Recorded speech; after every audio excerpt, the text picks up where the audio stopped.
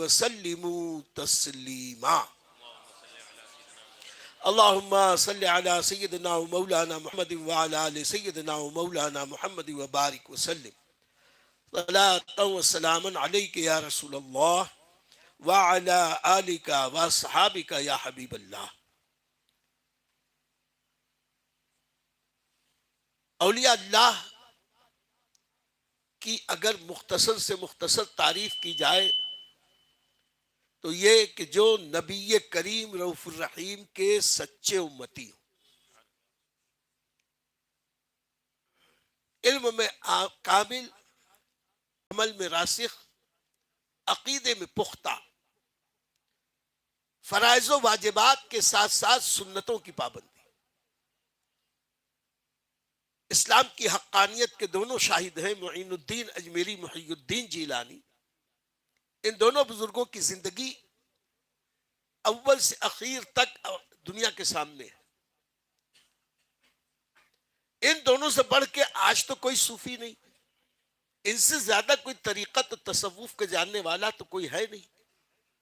لیکن ان دونوں کی زندگی کی ابتدا علم دین کے حصول سے شروع، اور علم دین سیکھنے کے بعد علم دین سکھایا بھی انہوں نے. آج لوگ کہتے ہیں یہ مدرسہ، یہ دینداری، یہ کیا پڑھائی لکھائی، تعلیم و تعلم، یہ سب تو راستے والوں کا کام ہے. کہتے ہیں کہ ہم پہنچے ہوئے ہیں، ہم صوفی ہیں. یہ صوفی تصوف سے صفا سے نہیں ہے، یہ صوفی ہمارے گھروں میں جھاڑو پوچھا کرنے والی صافی سے. یہ صفا چٹ اصل تصوف ہے، غلامی مصطفیٰ صلی اللہ علیہ وسلم. اور حضور غریب نواز ہوں کہ حضرت غوث پاک علم حاصل کر کے پوری زندگی سنت پر عمل کر کے بتا دیا کامل صوفی وہ ہے، کامل ولی وہ ہے جو نبی کریم کی سچی اتباع کرتا ہو. حضور غریب نواز بھی ہے اور حضور غوث پاک بھی مدرسے میں پڑھے بھی، مدرسے میں پڑھائے بھی، فتویٰ انہوں نے دیا، تحریر انہوں نے کی، کتابیں انہوں نے لکھی. پیری مریدی تو بعد میں کی، مدرسے میں مدرس پہلے بنے. اس لیے اگر ہم ان اولیاء سے محبت کرتے ہیں تو ہمیں چاہیے کہ ہم علم دین سے محبت کریں، اس کی عظمت اور اہمیت کو پہچانیں. اولیاء کرام میں حضور غوث پاک کی کرامتیں تو بے شمار سنتے ہی رہے. غریب نواز کی بھی بہت ساری کرامتیں، ایسی ایسی کرامتیں میں کیا بتاؤں. یہ جب ازبکستان کی طرف سمرقند و بخارا پڑھنے گئے، جس مدرسے میں پڑھ رہے تھے تو ان کے لیے ایک الگ کمرہ تھا. اس چھوٹے سے کمرے میں یہ رہتے تھے. ان کے استاذ معظم سے کچھ شاگردوں نے کہا کہ پتہ نہیں یہ معین الدین رات میں کیا کرتا ہے. کہا کیوں؟ ہم نے اس کے دروازے کی جھری سے دیکھا، ذرا سا راستہ اس میں سے کچھ روشنی آتی ہے، پتہ نہیں کیا چراغ جلاتا ہے، کیا کرتا ہے. لیکن پہلے کے علماء بھی صوفی باصفا ہوا کرتے. کہنے لگے خبردار ان کو کچھ مت کہنا، جب کبھی تمہیں وہ روشنی نظر آئے تو مجھ کو بتانا. ایک رات کسی بچے نے آ کے کہا حضرت روشنی ہو رہی ہے کمرے میں. تو حضرت بھی جا کے جھانکا، فوراً مسکراتے ہوئے پلٹے، کہا چلو.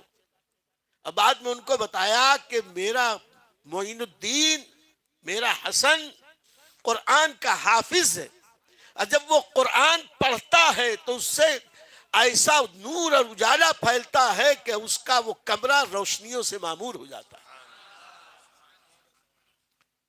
اور پھر تو جو کچھ کرامتیں ہوئی سو ہوئی. ارے میاں نہ مرید میں کمی تھی نہ پیر میں کمی تھی. حضرت خواجہ عثمان ہرونی رحمت اللہ تعالی علیہ نے کچھ وظیفے بتائے کہ 1000 بار سورہ اخلاص پڑھ لو اور اتنی رکعت نماز پڑھ لو، یہ کر لو وہ کر لو. تو 3 چیزیں بتائیں، پڑھ لی. تو کہا ادھر آؤ، ذرا ان 2 انگلیوں کے بیچ دیکھو کیا دکھتا ہے. تو انہوں نے کہا کہ حضور آپ کی 2 انگلیوں کے بیچ میں مجھے 18,000 عالم نظر آتے. کہا اچھا ذرا نیچے دیکھو کیا دکھائی دیتا ہے. تو نیچے دیکھ کے کہا تحت الثری تک نظر آتا. کہا ذرا اوپر دیکھ کے کیا نظر آتا ہے. تو اوپر دیکھا تو کہا کہ مجھے حجاب عظمت تک نظر آتا. تو جب 500 سال بعد کے ایک سید زادے کی نگاہ کی وسعت کا عالم بھئی یہ ہے، بصیرت اور بصارت کا عالم یہ ہے، تو ان دادا بابا سرکار میں حسن اور امام حسین کی عظمتوں کا عالم کیا ہوگا. ہم یوں ہی نہیں کہتے کہ میرا خواجہ چمن علی کا نہال ہے، نہال کہتے ہیں شاخ کو، اب میرا خواجہ اور میرا غوث دونوں اس معاملے میں بے مثال ہیں. غوث پاک والد کی طرف سے حسنی ہے، والدہ کی طرف سے حسینی ہے، اور حضور غریب نواز والد کی طرف سے حسینی ہے، والدہ کی طرف سے حسنی ہے.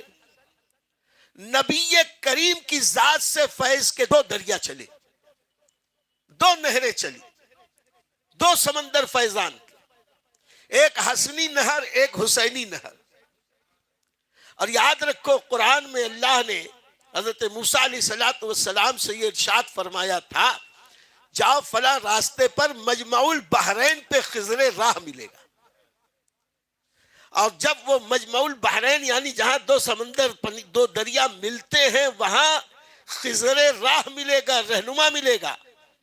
تو یہاں حسینی نہر اور حسنی نہر جہاں ملی وہاں پہ حضور غوث پاک جیسا رہنما ملا، غریب نواز جیسا رہنما. اور حضور غریب نواز ایسے صوفی تھے کہ یہ پان کھانے والے صوفی نہیں تھے، گلے میں رومال لٹکانے والے صوفی نہیں تھے، 10 انگوٹھی پہننے والے صوفی نہیں تھے. وہ ایسے صوفی تھے کہ پوری زندگی سنت رسول کا آئینہ. کوئی نہیں بتا سکتا کہ ایک وقت کی نماز فرض ان کی قضا ہوئی. فرض تو فرض، واجبات اور سنن کی پابندی اپنی جگہ، نوافل کی کثرت، اور سنتوں کے تو ایسے عامل. آج جو لوگ کہتے ہیں سنت کا کیا، رہے سنت ہی تو ہے، ارے سنت ہی تو ہے، معاذ اللہ کیا سمجھ رکھا ہے سنت کو. میرا خواجہ وہ عظیم رتبہ پائے ہوئے کہ زندگی میں کبھی ان کی کوئی سنت قضا نہیں، کوئی سنت نہیں چھوٹی.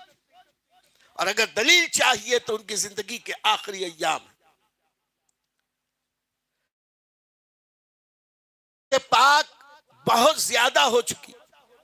ارے ہندوستان آتے ہی آتے 60 سال کی عمر ہو چکی تھی، اور ابھی تک وہ دین حاصل کرنے، دین سیکھنے سکھانے، تبلیغ و اشاعت میں اتنے مصروف رہے کہ شادی نہیں کر سکے. ہندوستان آئے، اب ہندوستان کا وہ ماحول، آج کروڑوں مسلمان ہیں سب بے روح. اگر بے روح نہیں ہوتے تو یہ باولے کتے ہمارے اوپر بھونکتے. اگر ہم میں کوئی جان ہوتی تو یہ پاگل جو پیشاب کی دھار کریں تو نہ دھوئیں، جن کو نہ پیشاب کرنے کا ڈھنگ نہ جن کو پاخانہ کرنے کا ڈھنگ، یہ وہ پاگل کہ جو چیز ناپاک ہے اس کو سمجھتے ہیں طاہر و مطہر، گوبر کو سمجھتے ہیں کہ پاک کرتی ہے، گائے کے موت کو سمجھتے ہیں کہ پاک کرتی ہے. یہ اتنے پاگل، اور یہ محمد عربی کے غلاموں کے اوپر غرا رہے ہیں. وجہ یہ نہیں ہے کہ وہ اچھے ہیں، وجہ یہ نہیں ہے کہ وہ طاقتور ہیں، وجہ یہ ہے کہ ہم کمزور ہو گئے، ہمارے ایمان کمزور ہو گیا.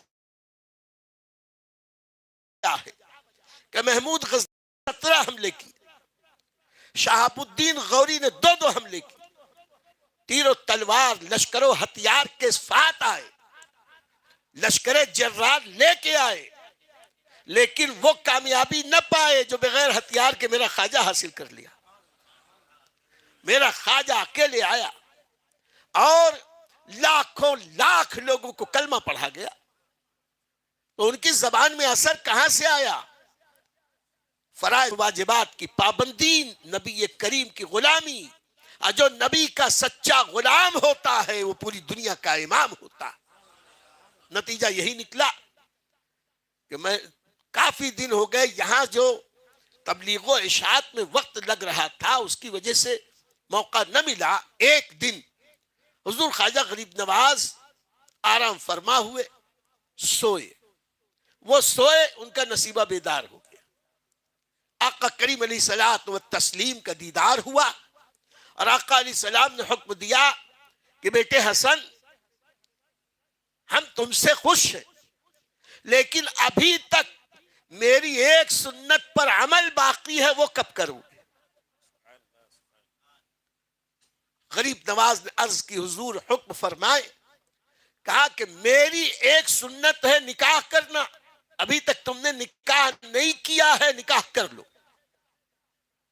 ہم کہتے ہیں کہ آقا کریم کی طرف سے سند مل گئی کہ میرا بیٹا معین الدین حسن یہ سنتوں کو چھوڑ کے تصوف کی بات نہیں کرتا تھا، وہ ساری سنتوں پر عمل کر کے اس منصب بلند پر فائز تھا کہ کی محمد سے وفا تو نے تو ہم تیرے، یہ جہاں چیز ہے کہ لوح و قلم تیرے۔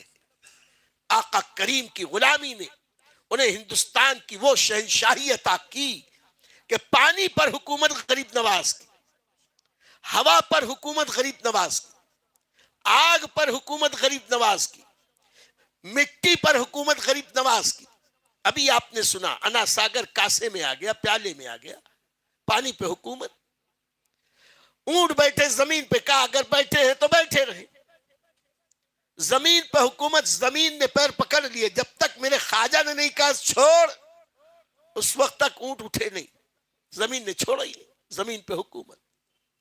ہوا پر ذریعے میرے خواجہ کی حکومت، ہوا پر ایسی کہ جب جوگی جے پال ہوا میں جادو کے زور سے اڑ رہا تھا، خود نہیں گئے، اپنے قدم سے نکالی ہوئی کھلاؤں نکال کے پھینک دی، جا لے کے آ۔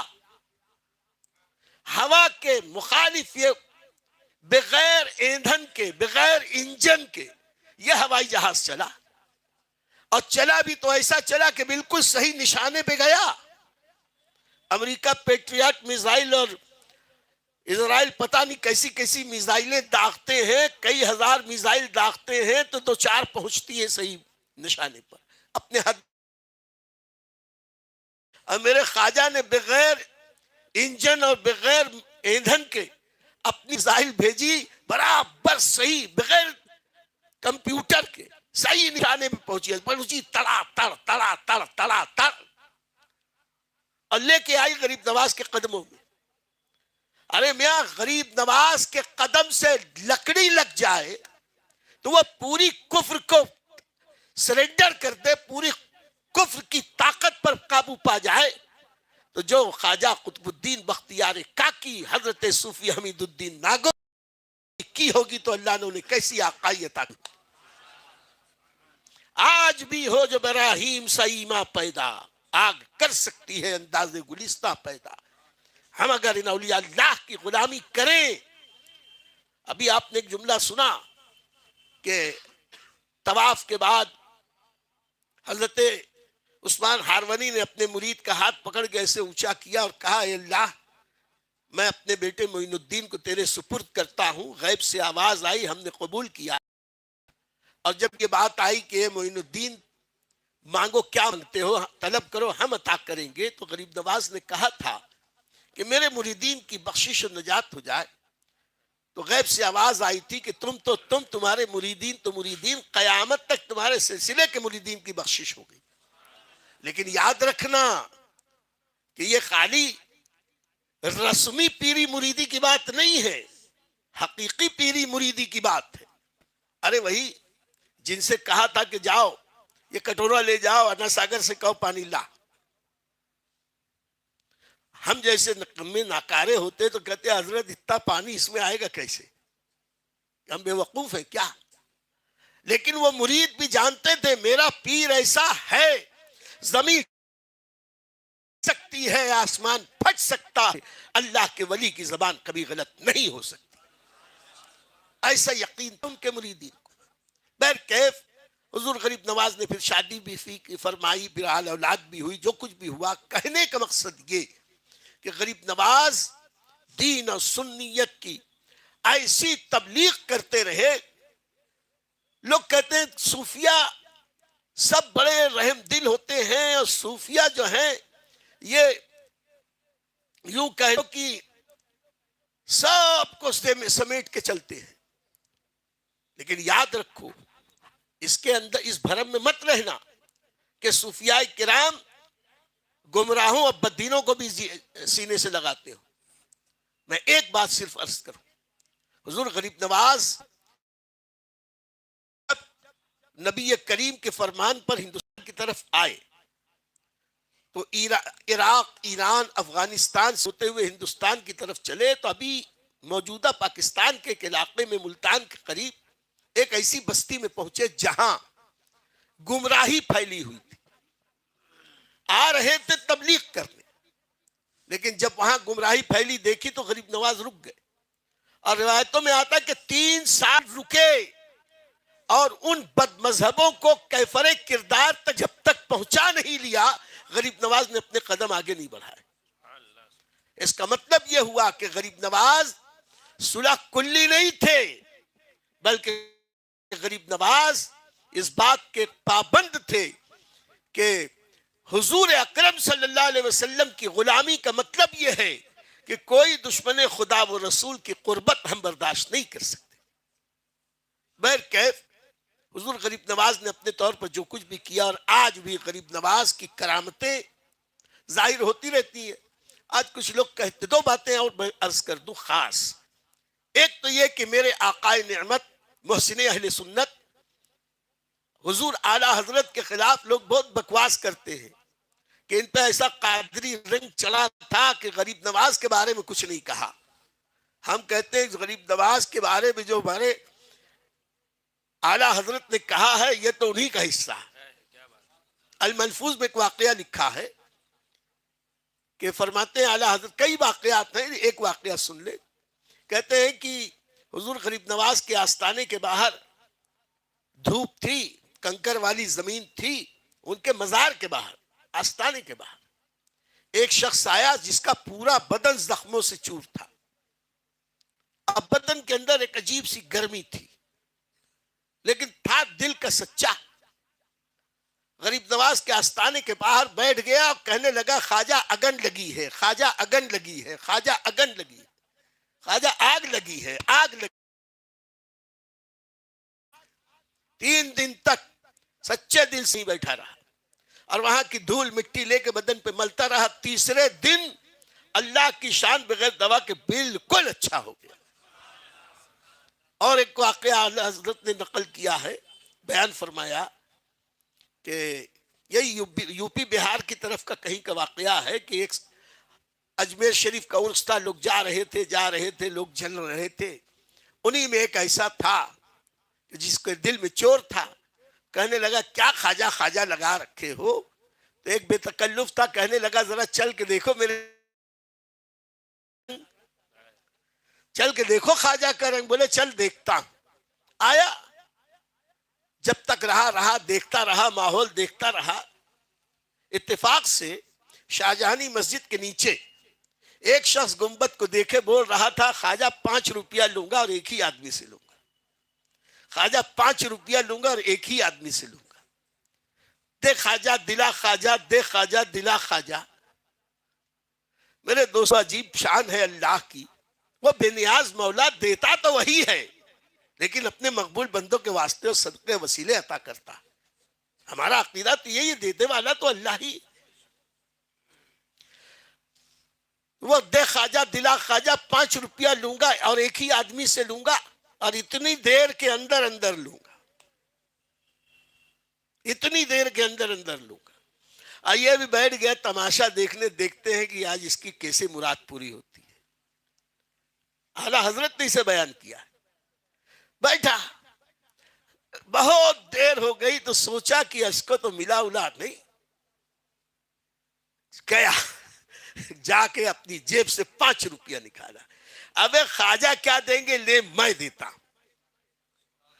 دیا 5 روپیہ. اس نے لیا خواجہ کے گنبد کو دیکھا، سوٹا ہاتھ میں تھا، مارا ٹھاڑ سے، کہا وارے خواجہ تورے بلہاری جاؤں، دلایا بھی تو کس خبیث منکر سے۔ تو میرے خواجہ کا در فیض کل بھی واہ تھا، آج بھی واہ ہے، ملتا ہے، ضرور ملتا ہے، لیکن مانگنے کا سلیقہ چاہیے۔ اعلیٰ حضرت نے بھی اس بارے میں لکھا، اولیاء اللہ کا فیضان ابھی ختم نہیں ہوا، ہماری کوتاہیاں، ہماری خطائیں بڑھ گئی ہیں، تو ان اللہ والوں کا فیضان کا ہم کو کم نظر آتا ہے۔ بہرکیف، اور ایک اور آخری بات عقیدے کی، لاجک کی بات ہے۔ ایک جہنمی ہے ہماری سرحد کے اس پار کا، ابھی تو جہنمی ہی ہے، توبہ نہیں کیا، بکواس بکتا ہے، نبی کی شان میں گستاخی، صحابہ کی شان میں گستاخی، اہل بیت کی شان میں گستاخی، اولیاء اللہ کی شان میں گستاخی۔ اس گستاخ نے یہ لکھا اور کہا، بکواس کی، یہ بڑی بڑی بڑ ہانکا، پاگل پن میں بکتے ہوئے کہنے لگا، ارے خواجہ غریب نواز تو اپنا کلمہ پڑھاتے تھے، لا الہ الا اللہ چشتی رسول اللہ، معاذ اللہ ثم معاذ اللہ۔ میں صرف ایک بات پوچھتا ہوں، اگر خواجہ غریب نواز چشتی رسول اللہ کا کلمہ پڑھاتے تھے تو اس دور سے لے کے آج تک کتنے عرب مسلمان ہوئے؟ ان میں کوئی ایک تو بتا دو کہ جو لا الہ الا اللہ چشتی رسول اللہ پڑھتا ہو۔ نہ ان کی زندگی میں، نہ آج تک۔ جس بھی چشتی کا کلمہ سنو تو وہ یہی کہتا ہے، لا الہ الا اللہ محمد رسول اللہ، لا الہ الا اللہ محمد رسول اللہ۔ اس کا مطلب یہ کہ تو بکواس کرتا ہے، میرا خواجہ کل بھی نبی کا غلام تھا، میرا خواجہ آج بھی نبی کا غلام ہے، اور اس کا مزار منور انشاءاللہ قیامت کی صبح تک دین اسلام کی حقانیت کا اعلان کرتا رہے گا، پرچار کرتا رہے گا۔ اللہ تعالی ہم سب کو غریب نواز کے نقش قدم پر چلا کے نبی کی سچی غلامی نصیب فرمائے۔ میرے دوستو،